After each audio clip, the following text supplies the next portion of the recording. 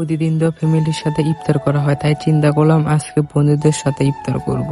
আর বন্ধুদের সাথে ইফতারি করতে চেয়ে এত বেশি মজা সেটা আসলে ভাবতেই পারিনি। আর এখানে তো আমার বন্ধুরা সবাই বাটাবাটি করতেছে। তো বন্ধুরা, আজকের ব্লগটি ছিল আমরা বন্ধুরা সবাই মিলে ইফতার করতেছি সেটা নিয়ে।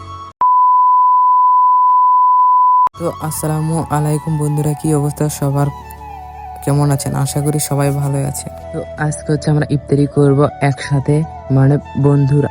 যেহেতু আমরা সবাই একসাথে ইফতার করব সেই জন্য আমরা চলে যাই নারুয়ামালা বাজার, কারণ এখানে প্রতি বছর ইফতারির বাজার বসে। তারপরে আমরা দেখতেছিলাম কোন কোন ইফতারি আমাদের লাগবে। বন্ধুদের জিজ্ঞাসা করতেছিলাম যে কি কি নেওয়া যায়। তো যাই হোক, ইফতার করার জন্য যা যা লাগে সবকিছু এখানে থেকে নিয়ে নিই। তো যাই হোক বন্ধুরা, এই যে ইফতার নেওয়া শেষ, এখন আমরা রওনা দিব যে জায়গায় ইফতার করব। তারপরে আমরা একটি সুন্দর জায়গা দেখতেছিলাম। তারপরে আমি আমার আরো কিছু বন্ধুদের ফোন দিয়ে নিয়ে আসি, কারণ বন্ধুদের সাথে ইফতার করার মজাই আলাদা। তো এই যে আমরা চলে আসলাম যে জায়গায় ইফতার করব, আর এই জায়গাটি অনেক বেশি সুন্দর ছিল, খোলা আকাশের নিচে। আর বন্ধুরা তো জায়গাটি দেখে অনেক খুশি হয়ে যায়। যাই হোক, আমরা দেরি না করে চাদরটি বিছিয়ে ফেলি, কারণ দেরি করলে তো পরে অনেক দেরি হয়ে যাবে, অনেক লেট হয়ে গিয়েছে। তারপরেও আমরা দেখলাম যে ওয়েদারের সাথে চাদর বিছিয়ে এই পরিবেশটা অনেক সুন্দর হয়ে যায়। তো আমরা বেশি দেরি না করে যা যা ইফতার নিয়েছিলাম সবকিছু প্লেটে রেখে দিতেছিলাম। তো যাই হোক বন্ধুরা, আমরা এখানে একটু মজা করতেছি। বন্ধু তুমি কি গাড়ি বন্ধু এই বন্ধু দেখি দেখি এই দিকে খিরা লাগবে না, খিরা ছিলা লাগবে কাটলি লাল কাটলি লাল বন্ধু গুলি লাল বন্ধু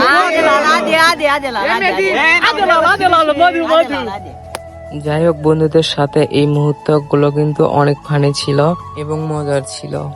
তো কিছুক্ষণ পরেই এই যে বন্ধুরা আজান দিয়ে দেয়, আর হচ্ছে সবাই খাওয়া দাওয়া শুরু করে দেয়। আসলে সবাই একসাথে এইরকম ভাবে ইফতার করার মজাই আলাদা। তারপরে এই তো আমরা সবাই মিলে ইফতার করতেছিলাম।